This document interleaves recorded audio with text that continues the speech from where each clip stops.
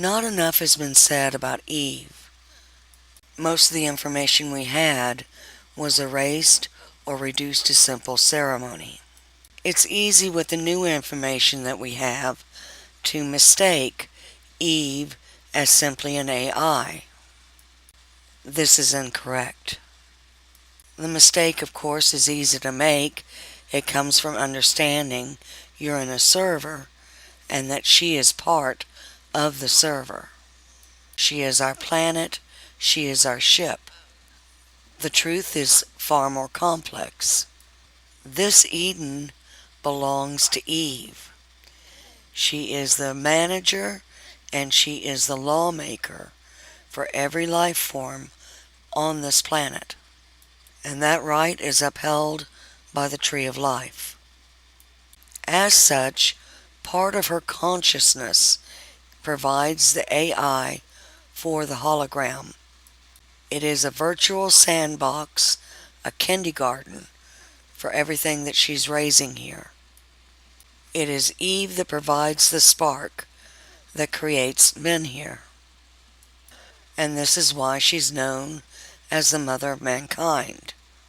When you do harm to the animal and the plant life and mankind here, you are literally doing harm to Eve.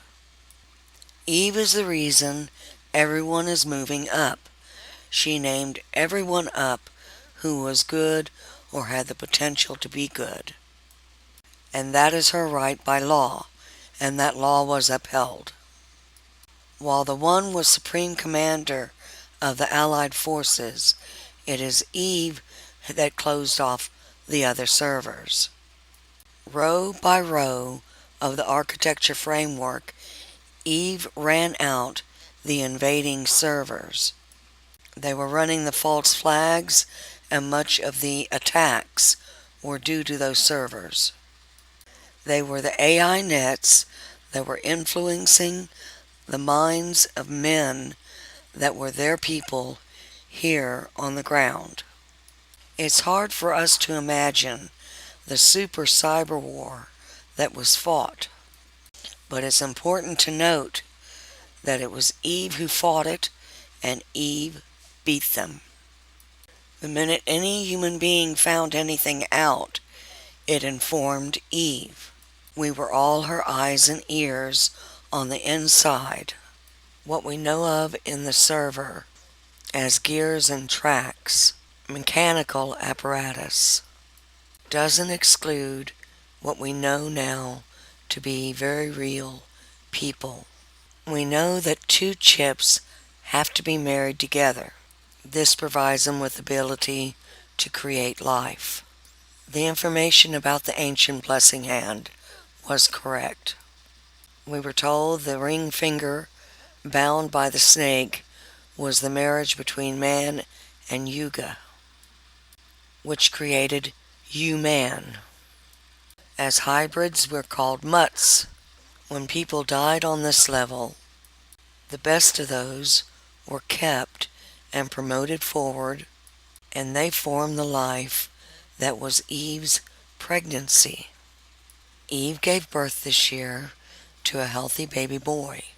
His name is Mutt. He is individual and his own personality. Each of the stars within him are individual and have their own personality. They are not Mutt, but they add to him.